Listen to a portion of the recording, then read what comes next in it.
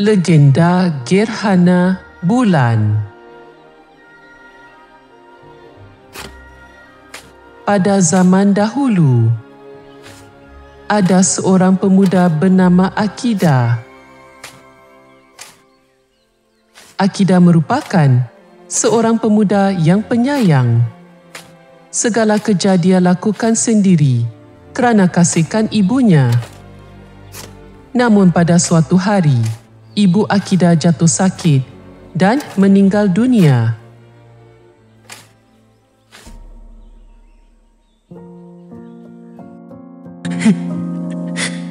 Akida berduka cita kerana ibunya telah tiada. Mulai sekarang, dia sebatang kara di dunia ini.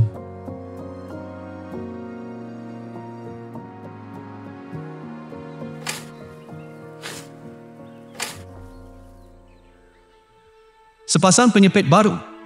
Kenapa pula ada di bawah tanah ni? Aneh sungguh. Tiba di timbunan tanah kubur ibu saya terjumpa penyepit ini. Mungkin sudah takdir. Baiklah, saya akan bawa pulang. Anggap saja ini harta peninggalan ibu.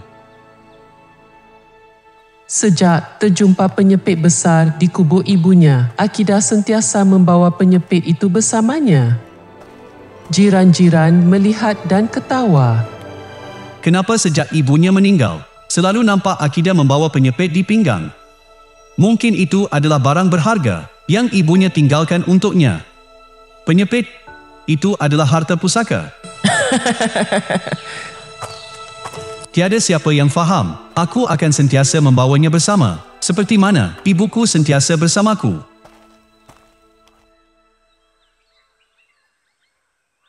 Aduh, hari ini banyak sungguh kayu api.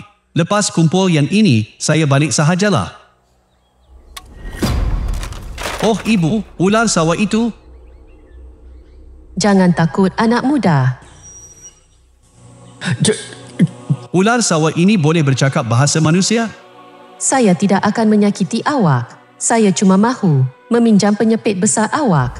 Pinjam penyepit untuk apa? Suami saya baru sahaja meninggal. Kalau saya dapat pinjam penyepit awak dan letakkan di hidung suami saya akan hidup semula. Apa? Bagaimana penyepit saya boleh menghidupkan suami awak? Saya tidak percaya bahawa penyepit saya mempunyai keajaiban seperti itu. Jika awak tidak percaya, jemput ikut saya. Awak akan lihat sendiri. Patutkah aku percaya ular sawah ini? Bagaimana kalau dia sebenarnya raksasa yang menipuku? Saya tidak pergi. Mana mungkin penyepit itu boleh menyelamatkan orang? Ular sawah, jangan tipu saya, bawa saya balik ke sarang dan makan saya. Tolonglah selamatkan saya. Saya tidak menipu awak. Kalau saya nak makan awak, saya dah boleh makan terus sekarang. Tak perlu pun bawa awak balik ke gua.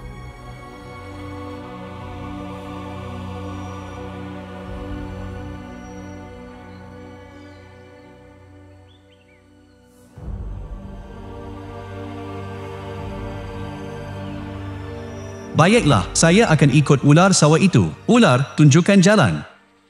Jemput ikut saya, ya. Ular sawah itu membawa Akida kembali ke gua untuk menyelamatkan suaminya.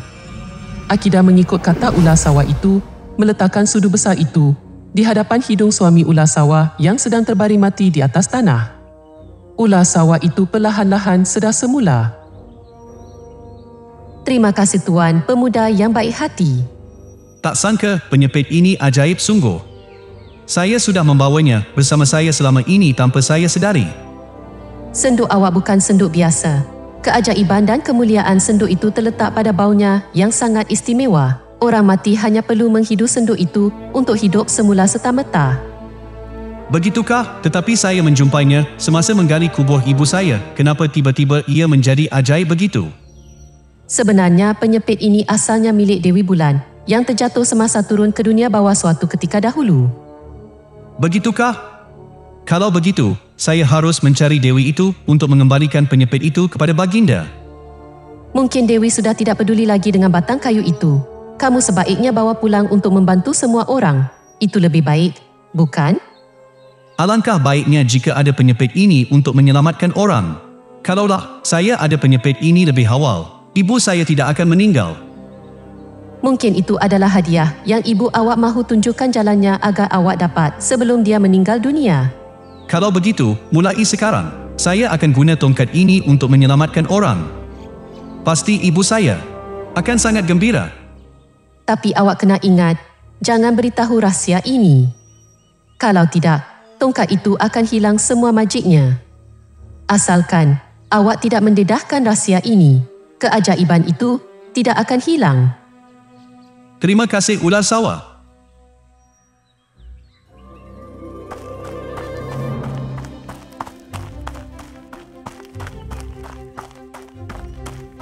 Tapi awak mesti ingat pesanan saya, ya. Kalau tidak, penyepit itu akan hilang semua kuasa ajaibnya. Selagi awak tidak membocorkan rahsia ini kepada orang lain, keajaiban itu tidak akan hilang. Pasti begitu, tiada siapa yang akan tahu rahsia ini. Dalam perjalanan pulang, Akidah terlihat bangkai seekor anjing. Seekor anjing sedang mati. Aku mesti selamatkannya. Harap-harap kau akan hidup semula, ya. Wah, berkesan sungguh. Bagus, kau mahu ikut aku balik rumah jadi teman aku. Aku panggil kau Kishu, ya. Kishu, cepat balik rumah sekarang. Sejak itu, anjing Kishu yang diselamatkan oleh Akidah menjadi teman sekaligus hamba setia Akidah.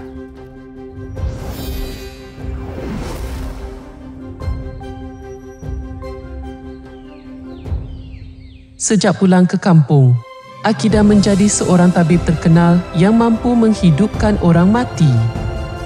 Tetapi tiada siapa yang tahu bahawa semua itu adalah kerana sebatang penyepit itu. Suatu hari, seorang pegawai datang menjemputnya ke istana. Maaf bertanya, ini rumah tabib Akidah ke? Ya, saya sendiri. Tuan adalah pegawai istana kan? Apa hal tuan datang ke rumah saya? Tabib Akidah, saya dengar tabib adalah orang yang boleh menghidupkan orang mati. Kini puteri baru sahaja mangkat, menyebabkan raja sangat berduka. Kabar tentang tabib sampai ke istana, maka raja menyuruh saya datang menjemput tabib ke istana untuk menyelamatkan puteri. Kalau begitu kita pergi sekarang juga. Kishu, ayo berangkat.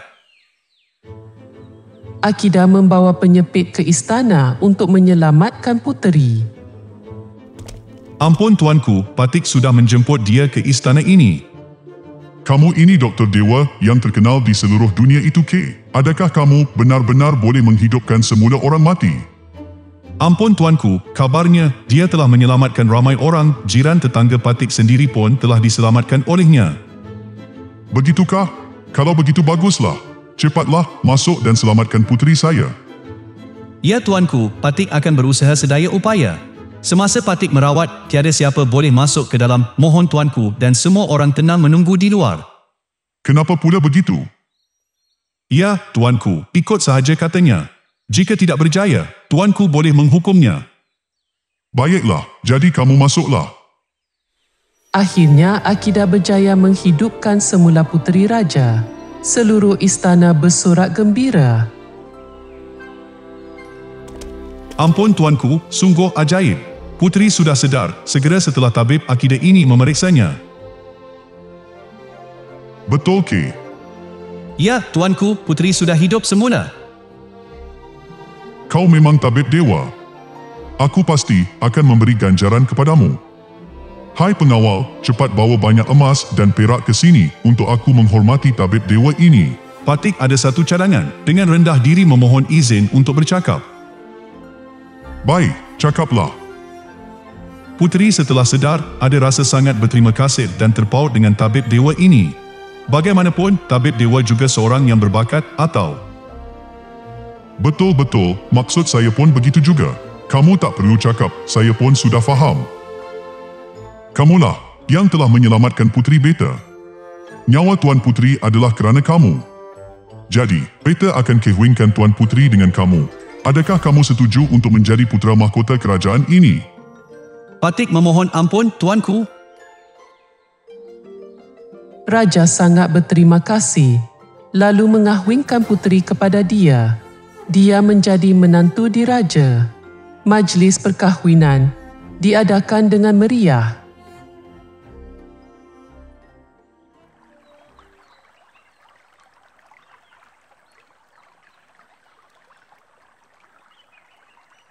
Dalam mimpi pun, aku tak pernah terbayang bahawa aku akan memiliki kehidupan seperti hari ini. Semua ini adalah kerana penyepit besar ini. Ia telah menyelamatkan begitu ramai orang. Mungkinkah ia juga boleh membuat manusia muda selamanya tidak tua? Mungkin juga. Sebenarnya saya pun tidak pernah memahami sepenuhnya tentangmu, penyepit ajaib saya.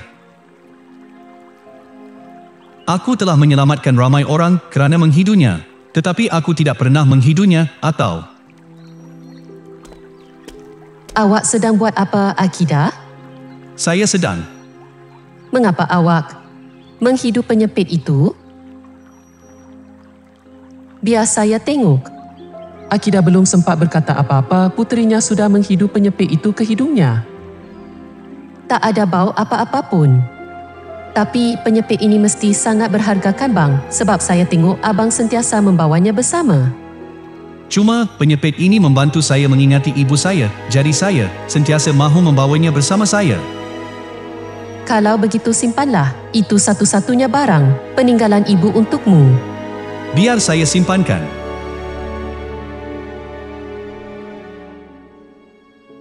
Tuan Puteri, semakin hari semakin muda dan cantik. Sudah bertahun-tahun berlalu, tetapi saya masih melihat Tuan Puteri sentiasa muda begitu. Saya akui, sudah bertahun-tahun berlalu, tetapi saya tidak rasa tua sedikit pun. Penyepit besar ini bukan sahaja boleh menghidupkan semula orang mati, malah memberikan kehidupan abadi. Sudah lebih 10 tahun berlalu, tetapi aku dan isteriku langsung tidak menjadi tua. Tepat seperti apa yang saya syak. Di dunia ini, tiada siapa yang dapat mengekalkan kecantikan muda abadi sepertiku. Namun, dua makhluk fana itu boleh kekal muda selamanya. Mungkinkah mereka berdua ini yang telah menjumpai penyepit ajaibku? Aku perlu menyiasat perkara ini dengan teliti. Wahai cermin ajaibku, kabukalah dan sorotlah dengan teliti di dunia bawah untuk kulihat dua makhluk fana itu ada apa di tangan mereka yang membuat mereka lebih muda dan cantik daripadaku.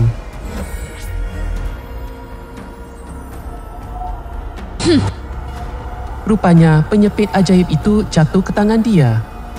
Selama ini aku mencari. Aku mesti dapatkan semula penyepit itu. Tidak boleh biarkan mereka memilikinya. Sekali saya sudah tahu, maka saya pasti akan mengambil semula penyepit ajaib saya. Pada suatu malam ketika Akidah dan puteri sedang lena di buai mimpi, tanpa disangka, Dewi Bulan muncul di luar tingkap. Dia memancarkan pandangannya menjadi dua sinar cahaya yang terus mengenai penyepit yang terselit di pinggang Akidah. Wah, matahari sudah tinggi. Ya Tuhan, mengapa penyepit ini berkulat? Aku kan sentiasa membersihkannya. Aku mesti menjemarnya di luar. Entah berapa lama lagi aku perlu tunggu sehingga kulat pada penyepit ini hilang. Haruskah aku suruh askar menjaganya? Tidak boleh. Ya, panggil Kishu untuk menjaganya sekejap. Kishu, kau jaga penyepit ini. Jangan bagi sesiapa ambil. Dewi Bulan menyelinap untuk mencuri sudut itu. Pada masa itu, Dewi Bulan memancarkan cahaya yang suram. Jadi Kishu tidak dapat melihat dengan jelas. Ia hanya terhidu. Dewi Bulan mengambil penyepit itu dan melarikan diri. Anjing itu menghidu dan mengejar dari belakang. Anjing Kishu terus mengejar Dewi Bulan. Dengan menghidu bau penyepit itu, ia menjadi abadi. Waktu malam, dia nampak bulan dan terus gigit. Anjing itu cuba menelan bulan, tapi tekadnya terlalu kecil lalu dilepaskannya. Tahun demi tahun berlalu, anjing itu terus mengejar bulan. Jadi setiap kali terjadi gerhana bulan, bulan digigit oleh anjing itu. Dan ketika gerhana berakhir, anjing itu melepaskan bulan kembali.